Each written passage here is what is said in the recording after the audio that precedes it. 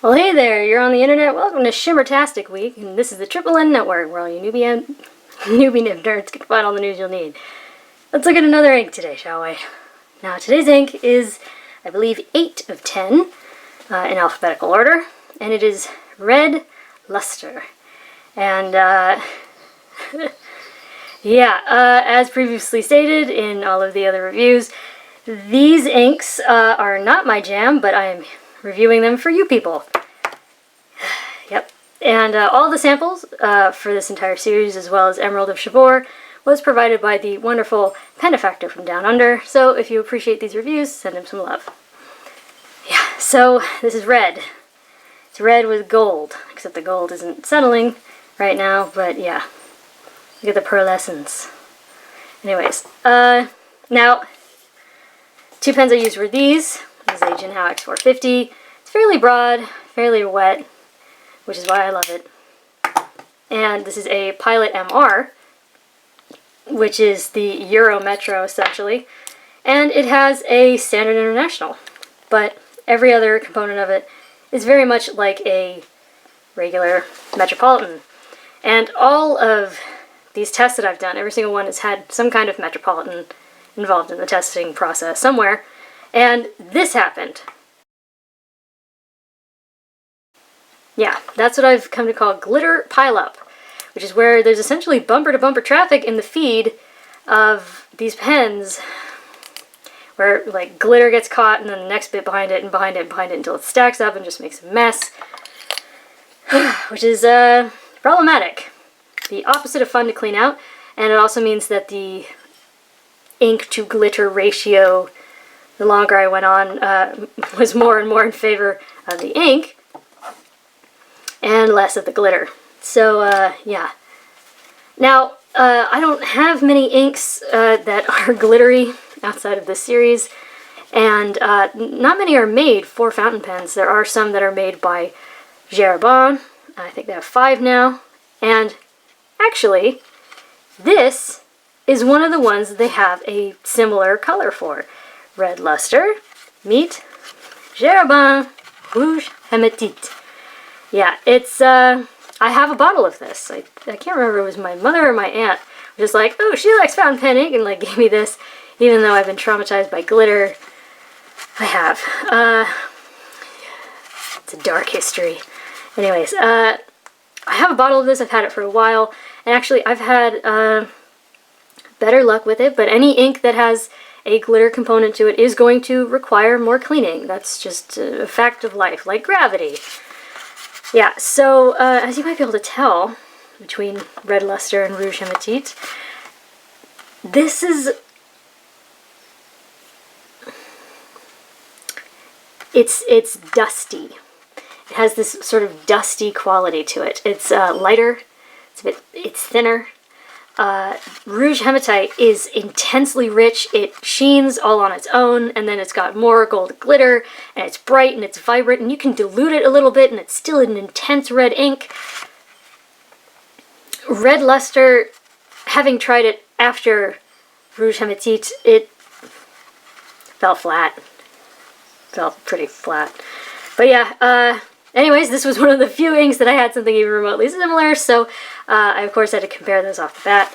Now, the rest, I just had to try and find a similar ink to the red underneath all the gold.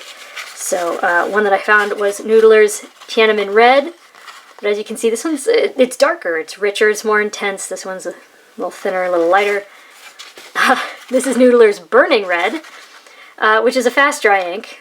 Red Lustre is not, but yeah, it's even that it's bolder, it's brighter, and honestly, I couldn't find anything quite like this, so I ended up grabbing Ackerman number 18 Gerudo Road, and I butchered that because I don't speak Dutch, and I apologize to everyone who does. But this one is more of a brick red. This one's more of a dusty red. So yeah. Anyways, there you go. There are your comparisons, and brace yourselves. Zoom in is coming, so hang on, we're going in. And adjust. Hang on. Okay. I may have to edit this. Yeah, so This one on the left is how the tests are supposed to be done, where you put the line of ink and instantly drop it in the water. And as you can see on both tests, the glitter really stays where the initial drop is. And it looks like there's less glitter here, but really it's mostly the light. But yeah, as you can see here on the regular one, there's just a big open space. Like there is essentially no water resistance whatsoever. And then we go through here, it's actually pretty orangey, and then here it's almost magenta. And then here's where I let it dry, which is not how you're supposed to do it, but I feel like it's taught me some things over the years. And as you can see, the dot around the initial drop is darker, and there's much less open space, so, you know, there's a little something in there. Also, the orange is less distinctly separated, and the pink actually gets lighter in a few places, so I thought that was interesting. Yeah, so there's that. Now here, zoom out. Here are some resistance tests, and holy moly. But yeah, water, got it moving. 1/3 bleach solution, it's gone. Ammonia pen flush, got it moving, but water got it moving just fine, and ammonia started to eat through the paper. Hydrogen peroxide, same thing. So yeah, honestly, I cleaned out all of these pens for every test with water, just an extreme abundance of water, and maybe, where is it? Yeah, this thing saved my sanity. I have no idea what it is. It's made by gum, so obviously it's some kind of tooth thing. And it almost looks like a very soft eyelash brush or something, but yeah, just, you know, soaking it in water and just letting some of the bristles sort of clean it out. Really saved my sanity, because I do not have a sonic cleaner, and this whole experience really made me wish I had one. But yeah, so there you go. Let's move on to the paper test. Top down in density, Clairefontaine, 90 grams per square meter. Yeah, so it's a red, and as I say here, my inner Gryffindor is just preening, because this is a combination that is very close to my heart, because it's red and gold. Now, granted, that was like one of the reasons why I was so excited that I got Rouge Hematite, because it is such an intense red and it's a bold gold. So I wanted this ink to be the most amazing of the group. I really did, even though technically I'm a Ravenclaw. But yeah, so I'm going to bring it in and we're going to hold it to the side so we can sort of see the shading without getting distracted by the shiny shiny. You see how it's kind of thin?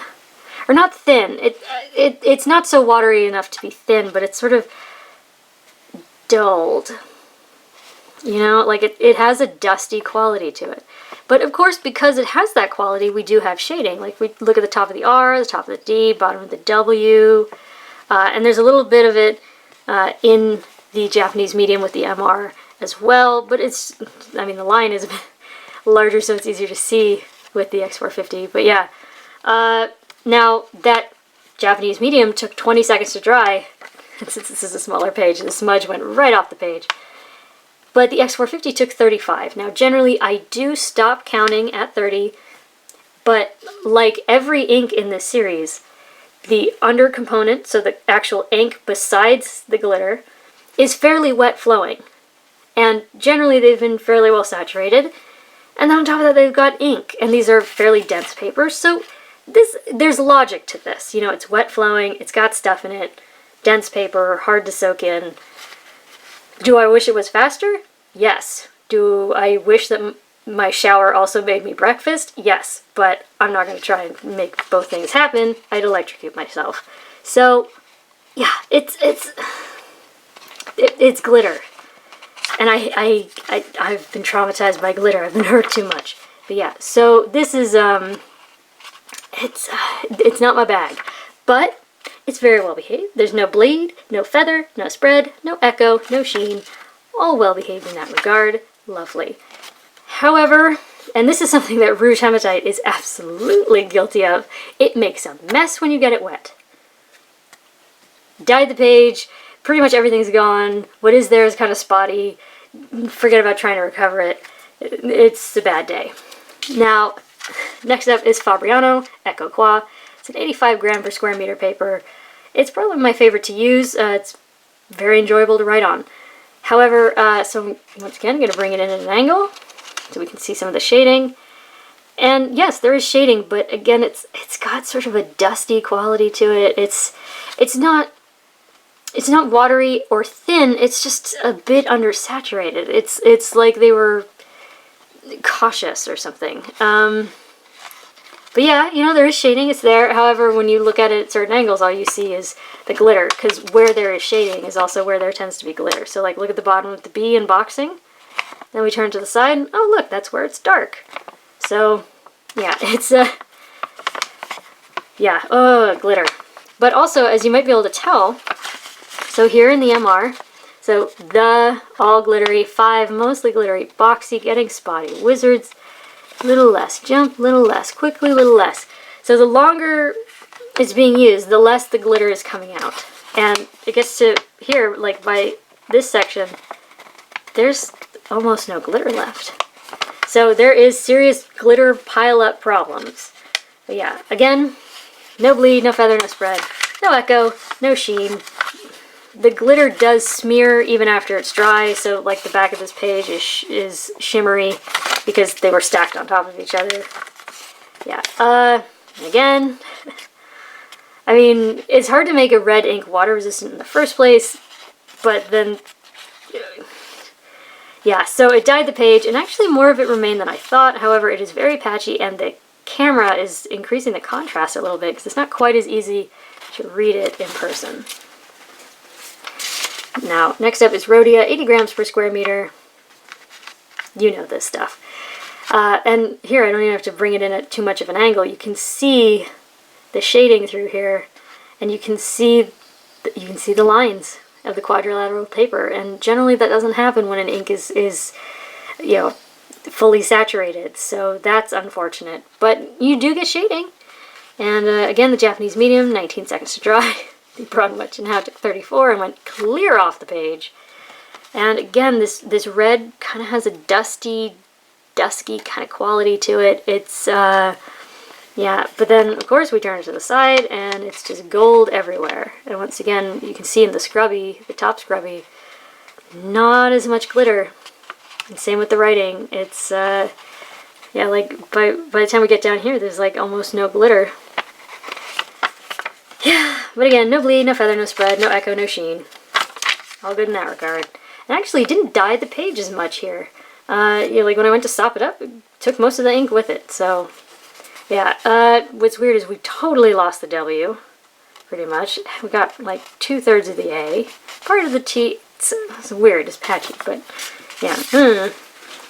Now, next up is Tomoe River paper, which is known for drawing out shading and sheen and dry times and echo.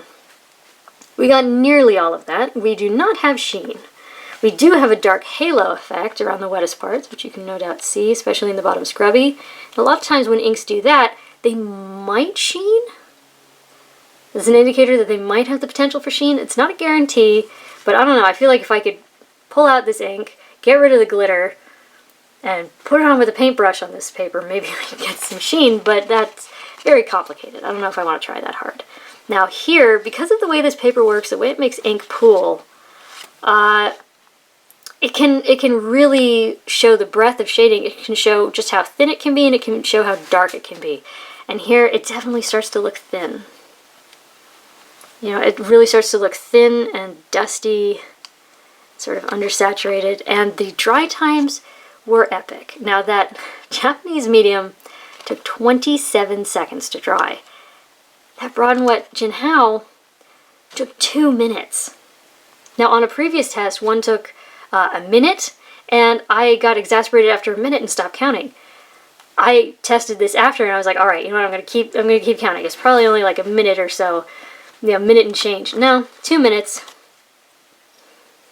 2 minutes. Yeah. Yeah. So we get some shading here, even in the MR. And we get a little bit of glitter, but I had to kind of prime the feed because I wanted some glitter. And here I say, yeah, I'm going to stick with Rouge Hematite. But yeah, no bleed, no feather, no spread, no sheen. I don't know if I can still say there's no echo. because, I mean, where I really laid it on, and, you know, where especially it came out, particularly with that X450, I think there is some echo, so I'm changing my mind on that. But, yeah, water test. This paper loves to let ink just slide away when you add more water, and it didn't really. I was expecting it to do a lot more. Granted, it let it slide away when I was mopping up the water afterwards. It didn't dye the page much at all. But I was kind of surprised by just how much from the X450 remained. I was rather surprised by that. Now the Japanese medium's really, really gone. But now for the next 3 tests, I just used that Japanese medium, the Pilot MR, except to write the name. And this is the world's worst 20-pound copier paper right here. I just want to show you the difference in line width. Now here's the MR on Tomoe River where there's no spread, and here it is on the 20-pound. And here's the spread for the Japanese medium on 20-pound versus the raw and wet JinHao. Yeah, it's very intense. And here we really don't get much shading. I mean, there's the tiniest bit right there, but here it took 2.5 seconds to dry. So there's a lot of spread, but actually there's not a ton of feathering. There is a little. Not much. I was expecting a lot worse. We still kind of get this dusty quality. You know, where it looks kind of dusty. And the glitter, it's not super even. It's kind of only in little spots. Yeah, it's not great. Oh, look. You see that? Good lord. Anyways, yeah, even though it's a Japanese medium, we're getting a ton of show through. We have a lot of little dots of bleed, so like just tiny little spots. Pretty much anywhere where you can see that it gets really, really dark. The rest is just kind of intense echo and show through. But yeah, it would not be comfortable to run on both sides. And it's a Japanese medium. So I'd like to see better. But, you know, what are you going to do? And again, the red component, which is mostly what's coming through at this point because of the pile-up, that is wet flowing. So, you know, there's give and take. This water test is just atrocious. It turned pink, almost salmon-y pink, and it exploded, and I feel like I'm wearing someone else's glasses because that's just, it kind of hurts to look at. Here is my Mead-like notebook paper. So it's not actually technically legit Mead paper, but it's a Staples brand knockoff. But yeah, it's also probably like 7 years old at this point. But apparently it aged well because it's behaving like premium paper. Because as you can see in the writing, we have shading. In fact, we have sort of a mild halo effect around the darkest parts. And, you know, where there is shading, that is where you see the sheen, but even there, like, so like by the end of dog, there's not much. Yeah. Scrubby, it still has that sort of dusty color. It's sort of like a dusty red color. It took 7 seconds to dry. There's no bleed, no spread, no feathering of any kind. I don't think there's any echo because it is still fairly light red, except for the scrubby, but yeah, I don't know. I think this stuff was blessed by dark sorcery or something. I don't know. It was college. But yeah, there's no sheen. There's just the glitter. And another way it's behaving like premium paper, it's gone. It's really, really gone. Generally, the cheaper papers are more absorbent, draw the ink in, make it harder to wash out. Not the case here. That's really, really gone. Now, lastly is Moleskine, which I hate because it's terrible. And they make you pay a lot for it. And, yeah, we get a mess. Yeah, it's woolly, it's feathery, it looks particularly dusty on here. You really get that sort of like weird dusty kind of color texture thing going on. We have essentially no glitter anymore.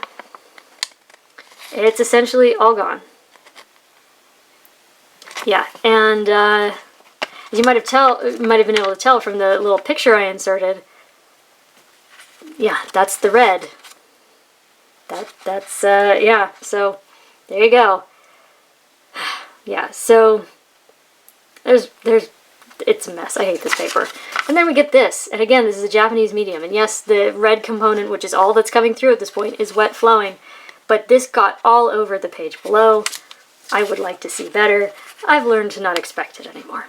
Now, this water test, I don't even know what to call that, except just a train wreck. I don't know what that is. I wrote that and I couldn't tell you what was what. But yeah, so this is why I hate anything on Moleskine. Oh dear.